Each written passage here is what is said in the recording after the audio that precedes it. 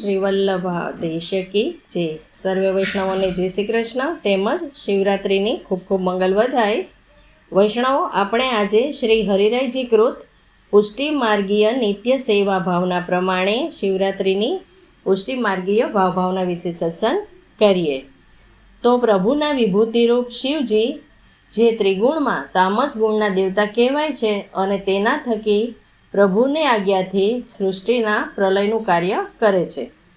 તે ઉપરાંત પણ શિવજી પ્રભુની ઈચ્છા પ્રમાણે અનઅધિકારી જીવોને કે જે પ્રભુને સ્વીકાર્ય ન હોય તેવા જીવોને માયાવાદ તરફ દોરી જવા જેવા કાર્યો કરે છે.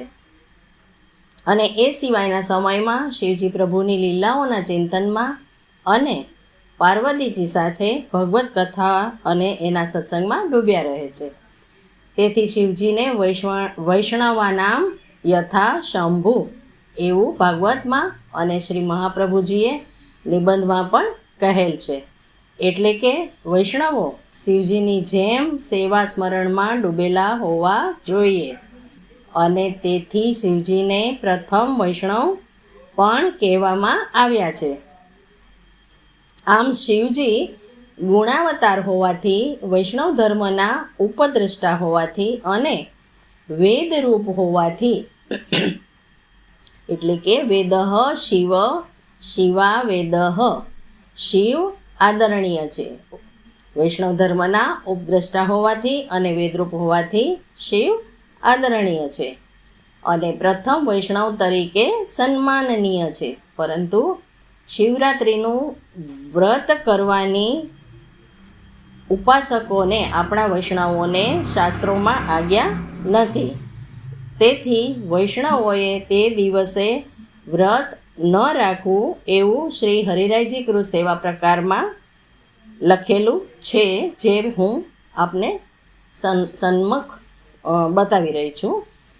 તો વૈષ્ણવોને શાસ્ત્રોની આજ્ઞા નથી, તેથી વૈષ્ણવોએ તે દિવસે વ્રત ન રાખવું.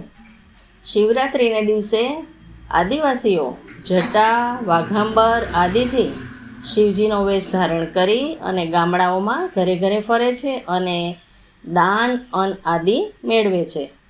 અને કૃષ્ણ લીલામાં પૌરાણિક પ્રસંગ છે કે શ્રી કૃષ્ણ પણ વાઘાંબર અને જટા આદિ શિવજીનો વેશ ધારણ કરી અને બરસાના પહોંચી ગયા હતા અને રાધાજી તેમની સખીઓ સાથે શિવજી બનીને કોઈ મુનિ આવ્યા છે, તેમના દર્શન કરવા જઈએ છીએ એવું માતા કીર્તિજીને કહી અને પ્રભુને મળી આવ્યા હતા.